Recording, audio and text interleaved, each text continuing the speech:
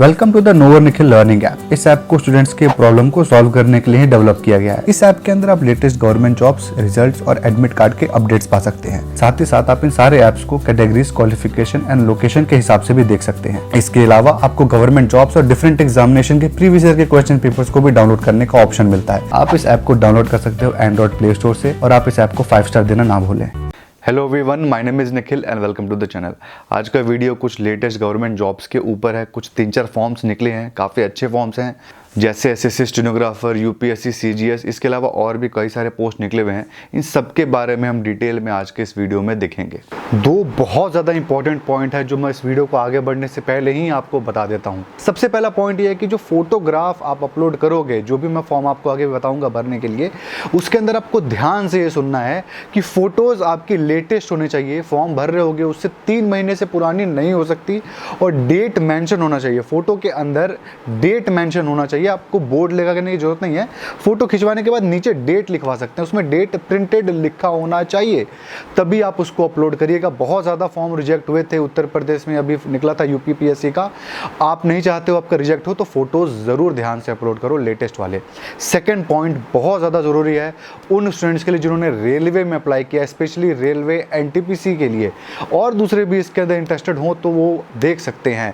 Completely free एक course launch किया है ऑलिव बोर्ड ने। इसके अंदर बेसिकली सीन क्या है कि आपका मिनी मॉक टेस्ट होगा। कब होगा? डेली होगा, आज से लेकर के 31 दिसंबर 2020 तक होगा, और ये कंप्लीटली फ्री है। एक पैसा आपको देने की जरूरत नहीं है। इसके अंदर डेली आपके 30 क्वेश्चन अपडेट होंगे, आपको उनको सॉल्व करना है। उसके डिटेल्ड सॉल्यूशन भी मिलेंगे आपको अगले 3 दिन तक, जो कि अवेलेबल होंगे, और ये चीज़ डेली होगी। अगर आपने ये चीज़ डेली कर दी तो डेफिनेटली रेलवे में आपको बहुत ज़्यादा फायदा मिलने वाला है। और एक बात बता दूं, आप अभी चाहो तो इसमें रजिस्टर कर सकते हो, लिंक डिस्क्रिप्शन में अवेलेबल है। सबसे पहला लिंक वही है। ये बिल्कुल फ्री है, 5 पैसे भी नहीं इसके अंदर देने आपको। और सबसे बड़ी बात, आप सोच रहे हो कि नवंबर में अप्लाई कर दूंगा, अभी तो फॉर्म दूर है, नवंबर में इसमें रजिस्टर कर दूंगा, नवंबर से दूंगा, तो पता चला तब पैसे लेने लग जाएं।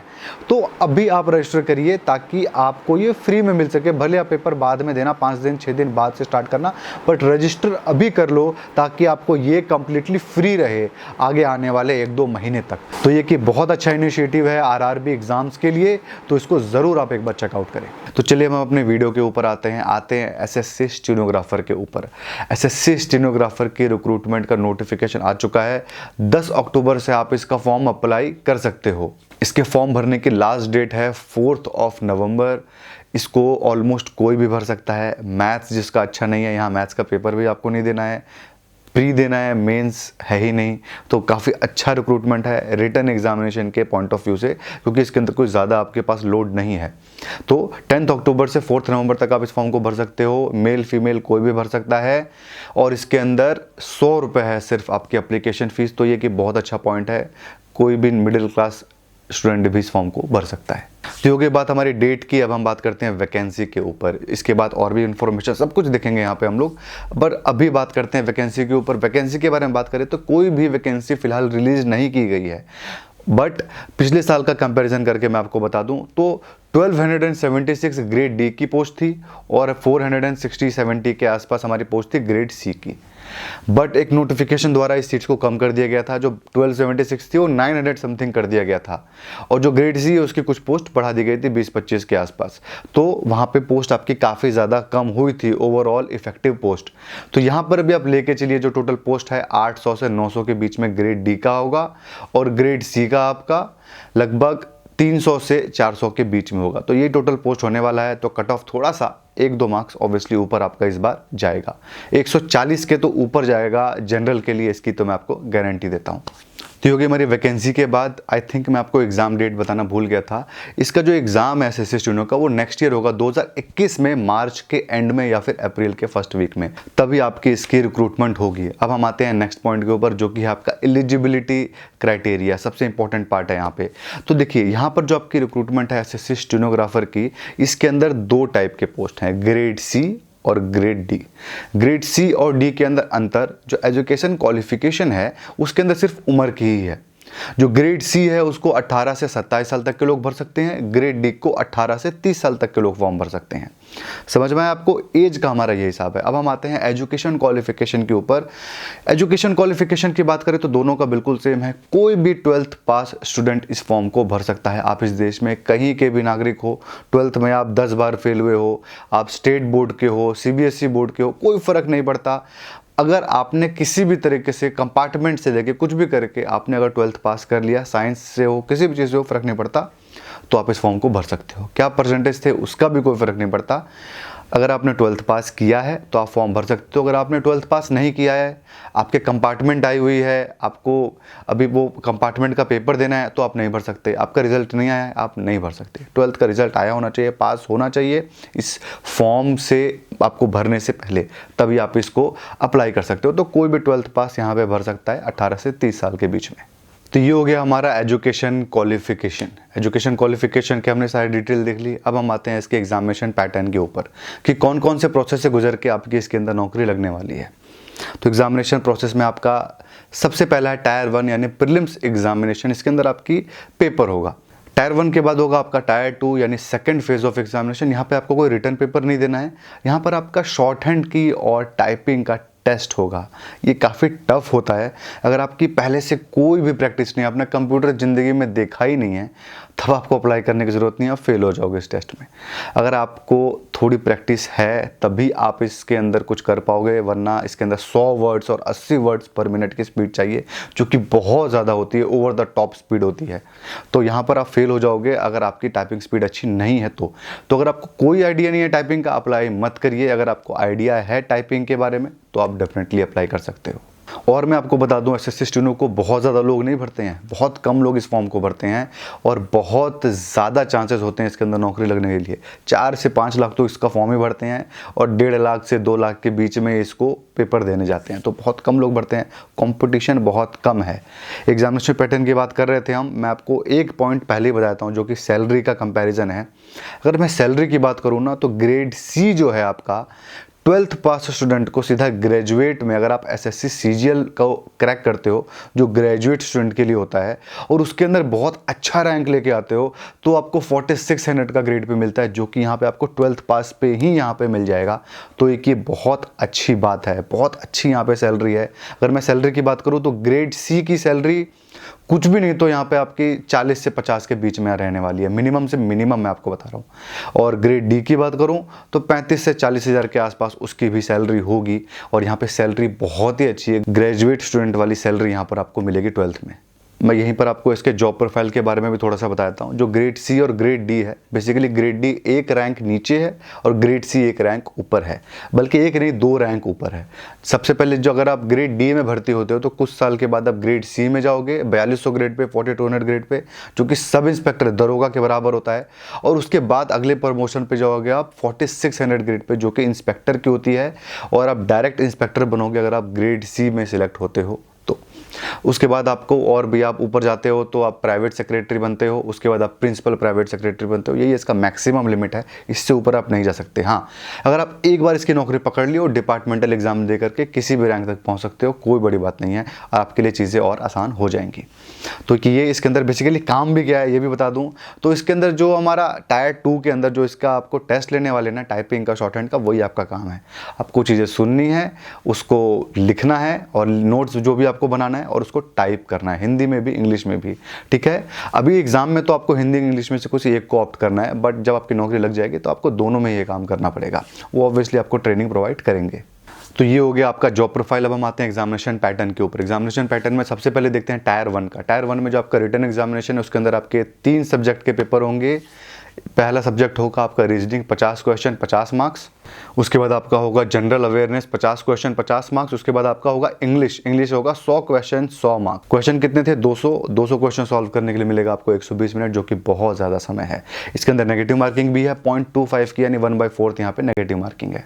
तो ये हो गया हमारा टायर 1। जो इसको पास कर लेगा वो जाएगा टायर 2 में। टायर 2 में आपका टाइपिंग टेस्ट होगा, टाइपिंग टेस्ट और शॉर्ट हैंड का टेस्ट होगा। 10 मिनट की आपको एक स्पीच सुनाएंगे, उसको आपको लिखना है।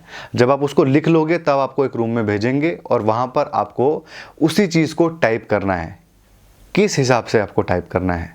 तो अगर आपने स्टेनोग्राफर ग्रेड डी के लिए अप्लाई किया है और आपकी लैंग्वेज इंग्लिश है तो आपको टोटल 50 मिनट मिलेगा उसी चीज मटेरियल को टाइप करने के लिए। अगर आप स्टेनोग्राफर ग्रेड डी के लिए अप्लाई किया है और आपकी लैंग्वेज हिंदी है तो वो आपको 50 की जगह 65 मिनट देंगे। अगर उसी के अंदर आप ग्रेड सी के लिए अप्लाई किए हो तो उसी स्पीच को जिसको आपको 50 मिनट मिला था ग्रेड डी में, ग्रेड सी में 40 मिनट मिलेगा। और स्टेनोग्राफर ग्रेड सी के अंदर अगर आप हिंदी भाषाओं में ऑप्ट किए हुए हो तो आपको 15 मिनट ज़्यादा यानी 55 मिनट यहाँ पे मिलेगा। एक डाउट यहाँ पे स्टूडेंट्स को आता है कि क्या वो यहाँ पे अगर वो ऊपर का टायर 1 का पेपर हिंदी में दिए हैं लेकिन टाइपिंग इंग्लिश में कर सकते हैं क्या, ऐसा कुछ हो सकता है?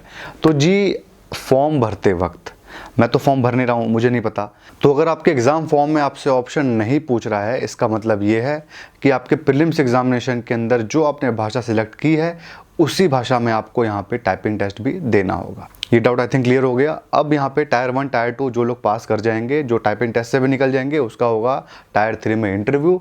जो उसको पास कर लेगा उसका फाइनल सिलेक्शन हो जाएगा और उसकी नौकरी लग जाएगी। तो ये हो गई हमारे एग्जामिनेशन पैटर्न की बात। अब हम आते हैं बुक्स सेक्शन के ऊपर। मैं आपको रिकमेंड करता हूँ कौन सी बुक्स बेस्ट है इस एग्जामिनेशन को क्रैक करने के लिए।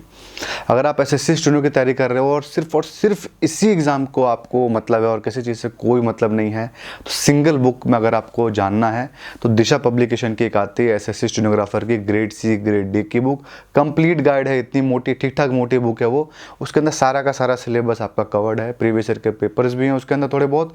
तो वो एक बुक आप डेफिनेटली परचेस कर सकते हो। स्पेशली अगर आप कोई कोर्स परचेस नहीं कर रहे हो, आपके पास पैसे नहीं है कोर्स परचेस करने के लिए, तो वो बुक अल्टीमेटली आपको बहुत हेल्प करेगी। कोई ज़्यादा बहुत कॉस्ट भी नहीं है बुक का, तो आप डेफिनेटली उस बुक को परचेस कर सकते हो अगर आप एक सीरियस कैंडिडेट हो तो। ये हो गई सिंगल बुक। अब हम आते हैं इंडिविजुअल बुक के ऊपर। सबसे पहले नाम आपको इंग्लिश के बुक ही रिकमेंड कर देता हूँ क्योंकि इंग्लिश इसके अंदर 100 क्वेश्चन है, 100 मार्क्स हैं और एग्जामिनेशन हो गया है नए पैटर्न के ऊपर। लूसेंट के बुक अगर आपके पास है, ठीक है, पढ़ रहे हो, अच्छी बात है, लेकिन पैटर्न उसका पुराना हो चुका है। पैटर्न के हिसाब से क्या मतलब, जो क्वेश्चंस हैं वो उसके अंदर दिए नहीं है कि किस टाइप के क्वेश्चंस अब आज के डेट में आ रहे हैं। नॉलेज के लिए तो डेफिनेटली बहुत अच्छी बुक है। तो जो बुक मैं रिकमेंड करता हूँ वो है आपके एसेंशियल इंग्लिश। बहुत अच्छी बुक है, डेफिनेटली आप आंख बंद करके परचेस कर सकते हो। इंग्लिश की नॉलेज इंप्रूव होगी तो होगी, साथ में वो लेटेस्ट पैटर्न के ऊपर है, नया एडिशन है, तो उसके अंदर आपको बहुत हेल्प मिलने वाली है। तो एसेंशियल इंग्लिश में आपको रिकमेंड करता हूँ, वो बुक आप डेफिनेटली परचेस कर सकते हो, लिंक डिस्क्रिप्शन में अवेलेबल है। इसके बाद जो बुक मैं आपको रिकमेंड करता हूँ रीजनिंग के अंदर, वो है वर्बल नॉन वर्बल की एस चांद पब्लिकेशन की बुक है। अच्छी किताब है, अच्छी क्या बेस्ट किताब है, इकलौती बुक है, आप उसको परचेस कर लीजिए। इसके अलावा 10 और एग्जामिनेशन है जिसकी तैयारी आपको उसी बुक से हो जाएगी। जीके की बात करें तो जीके के अंदर मैं आपको जो बुक रिकमेंड करता हूँ वो है आपका लूसेंट की जीके आती है, स्टैटिक पोर्शन के लिए बेस्ट बुक है। सबके पास होगा ही होगा, वैसे नहीं होगा तो लेके रख लीजिए एक। Non static portion current affairs का जो पार्ट इसके अंदर आएगा उसके लिए मैं जो बुक रिकमेंड करता हूँ वो है क्वार्टरली करंट अफेयर्स। दिशा पब्लिकेशन का हर 3-4 महीने पे एक बुक निकलता है, इतना पतला सा, आप उसको परचेस कर लीजिए। उसके अंदर सारा करंट अफेयर्स, और वो हर एग्जामिनेशन के लिए A to Z हर एक एग्जामिनेशन में काम आएगा। उसको तो आप डेफिनेटली परचेस कर ही लो, क्योंकि एक बुक तो आप 3-4 महीने में पढ़ ही सकते हो, क्योंकि रोज न्यूज़पेपर नहीं पढ़ सकते, ठीक है, IAS की तैयारी नहीं कर रहे हो आप, बट वो पतला सा पढ़ लोगे तो आपका काम चल जाएगा। साथ ही में मेरे मोबाइल ऐप को डाउनलोड कर लो, वहाँ पे आपको वीकली जीके मिलते रहते हैं करंट अफेयर्स के रिलेटेड, वो आप पढ़ लो, उससे भी आपका काम चल जाएगा। तो हमने बुक्स को देख लिया, अब हम आते हैं सिलेबस के ऊपर। देखते हैं सबसे पहले सिलेबस रीजनिंग का। रीजनिंग का पहला टॉपिक है क्लासिफिकेशन, उसके बाद है analogy, coding decoding, paper folding, matrix, word formation, Venn diagram, direction distance, blood relation series, verbal reasoning, non verbal reasoning. ये आपका ओवरऑल एसएससी का जैसे एग्जामिनेशन होता है वैसे ही होता है। इसका अगर आप मैचिंग कराना चाहते हो तो एसएससी सीपीयू से कंपैरिजन कर लो, एसएससी सीएचएसएल से भी आप इसका टक्कर करा सकते हो। अब हम आते हैं नेक्स्ट टॉपिक पे जो कि है जनरल अवेयरनेस। सबसे पहला है आपका स्टैटिक पोर्शन, यानी आपका ज्योग्राफी हो गया, हिस्ट्री हो गया, जो आपके फिक्स्ड पार्ट हैं वो। इसके बाद आपका science, current affairs, sports, books and authors, important schemes, portfolios, peoples in news. ये हो गया हमारा जनरल अवेयरनेस का सिलेबस। अब हम आते हैं इंग्लिश के ऊपर। इंग्लिश में सबसे पहला टॉपिक है रीडिंग कॉम्प्रिहेंशन यानी पैसेज, उसके बाद fill in the blanks, spelling, phrase and idioms, one word substitution, sentence correction, error spotting, spelling और फ्रेज रिप्लेसमेंट। ये हो गया हमारा टायर 1 का कंप्लीट सिलेबस। अब हम आते हैं टायर 2 के ऊपर। टायर 2 के अंदर जो आपका 10 मिनट का स्पीच है ना, मैं आपको बताता हूँ उस 10 मिनट में क्या क्या पूछ सकता है, तो आप पहले से ही उसकी प्रैक्टिस करके बैठ सकते हो। तो मैं कुछ टॉपिक्स बता रहा हूँ, इनमें से ही कोई एक होने के चांसेस हैं। सबसे पहला है प्रेसिडेंट स्पीच, मतलब कोई भी प्रेसिडेंट ने स्पीच दी हो, वो लेटेस्ट जो चल रहा हो, स्पीच गिवन इन पार्लियामेंट, कोई पार्लियामेंट में पीएम ने या किसी बड़े नेता ने दिया हो वो, budget speech, railway speech, employment और अनएम्प्लॉयमेंट इन इंडिया इसके ऊपर, topics of national interest, topics on science and technology, topic on natural calamities और topics given in editorial columns of newspaper. इन्हीं के अंदर आएगा, जो मैंने बता दिया बहुत वास्ट टॉपिक बताया, बट इन्हीं के अंदर आप प्रैक्टिस करिए, इसी से आपका सारा काम हो जाएगा। तो हमने आई थिंक सारी चीज़ें देख ली, सारी डिटेल देख ली है एसएससी स्टीनो की। एसएससी स्टीनो ने कट ऑफ शायद नहीं बताया था, कट ऑफ 138 था जनरल के लिए, 133 था ओबीसी के लिए। तो ये आपका कट ऑफ था आउट ऑफ 200, तो आपको अच्छा खासा स्कोर इसके अंदर करना है। तो ये था सारा का सारा एसएससी स्टीनो का डिटेल। जो भी चीज़ें मैंने बताई है सबकी लिंक आपको डिस्क्रिप्शन में मिल जाएगी। अप्लाई ऑनलाइन करने के लिए, नोटिफिकेशन डाउनलोड करने के लिए सबकी लिंक आपको डिस्क्रिप्शन में मिल जाएगी। ये हो गया हमारा एसएससी स्टीनो का। अब हम आते हैं हमारे नेक्स्ट जॉब के ऊपर, जो कि है यूपीएससी सीजीएस यानी कंबाइंड जियो साइंटिस्ट एग्जामिनेशन। इसके अंदर टोटल 40 पोस्ट की रिक्रूटमेंट है ऑल ओवर इंडिया लेवल पे। 7 अक्टूबर को इसका फॉर्म निकल चुका था, 27 अक्टूबर 2020 आपका इसका आखिरी डेट है। लिंक डिस्क्रिप्शन में अवेलेबल है, आप चेकआउट कर सकते हो।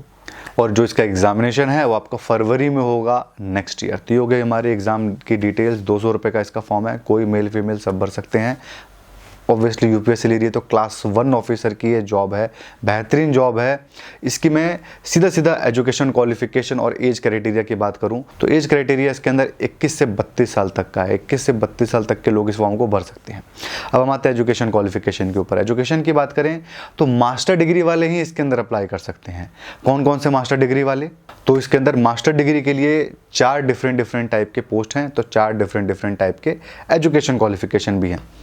मैं क्या करता हूं, आपको पोस्ट का नाम, उसकी सीट्स कितनी है, 40 में से भी कितनी सीट्स है, और उसके एजुकेशन क्वालिफिकेशन सारी बताता हूं। सबसे पहले आपका केमिस्ट ग्रुप ए, इसकी है 15 पोस्ट। इसमें चाहिए एमएससी केमिस्ट्री, जो बोल रहा हूं ना, इसके अलावा और कुछ नहीं चलेगा। अगला आपका साइंटिस्ट बी, ये है आपका हाइड्रोजियोलॉजी के अंदर, ये ग्रुप ए है, 16 पोस्ट है। मास्टर डिग्री चाहिए इसके अंदर जियोलॉजी में, अप्लाइड मरीन में और हाइड्रोजियोलॉजी में।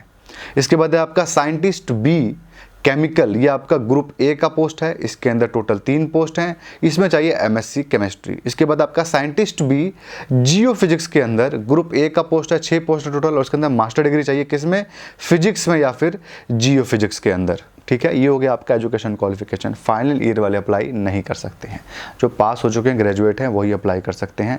और ये बहुत अच्छी नौकरी है, ज़्यादातर लोग भरते नहीं हैं, कुछ ही लोग, बहुत ही अंडर 1 लाख इसके अंदर आपके टोटल फॉर्म्स गिरने वाले हैं। तो अगर आपका एजुकेशन क्वालिफिकेशन इसमें भिड़ रहा है ना, भर देना बॉस, पास होने के चांसेस बहुत ज़्यादा ही हैं। ठीक है, तो अगर आप इस फॉर्म में इंटरेस्टेड होंगे तो लिंक डिस्क्रिप्शन में अवेलेबल है, आप ज़रूर अप्लाई करना। इसके अलावा इंडियन नेवी का और इंडियन आर्मी का दोनों का रिक्रूटमेंट आया हुआ है। नेवी में नाविक का आया हुआ है और आर्मी में कांस्टेबल लेवल पे आया हुआ है। दोनों का लिंक डिस्क्रिप्शन में दे रहा हूँ, आप चाहो तो अप्लाई कर सकते हो। इसके अलावा आपको ध्यान क्या रखना है, अगर आप बिहार से बिलोंग करते हो या फिर बिहार में जॉब करना चाहते हो, तो बिहार में आपका इलेक्शन की वजह से बहुत सारे रिक्रूटमेंट निकल रहे हैं। लगभग हर तीसरे दिन एक रिक्रूटमेंट निकल ही जाता है, तो फिर अभी भी निकला हुआ है। इसके अलावा मैं कितने बताऊं, कम से कम 5 रिक्रूटमेंट अभी लेटेस्ट में चल रहे हैं बिहार के अंदर। मैं लिंक आपको डिस्क्रिप्शन में दे दूंगा। अगर आपको बिहार में जॉब करनी है तो यही एक अच्छा अपॉर्चुनिटी है। जितने भी फॉर्म्स निकल रहे हैं ना, सारे के सारे भर डालो। क्वालिफिकेशन भी उसके अंदर बहुत नॉर्मल निकल रहे हैं, तो लिंक डिस्क्रिप्शन में अवेलेबल है, आप लोग ज़रूर चेकआउट करना। तो बस आई थिंक सारी चीज़ें मैंने बता दी। जो भी चीज़ें हैं आपको जो रिटर्न में चाहिए तो लिंक आपको नीचे मिल ही जाएगा। तो बस यही था आज के वीडियो में। आई होप आपको इस वीडियो से फायदा मिला होगा। अगर आपको इस वीडियो से फायदा मिला तो आप इस वीडियो को लाइक जरूर करें, कमेंट करें अपने डाउट को, और अगर आपको ऐसे और वीडियोस देखने होंगे तो आप चैनल को भी जरूर सब्सक्राइब करें। Thank you.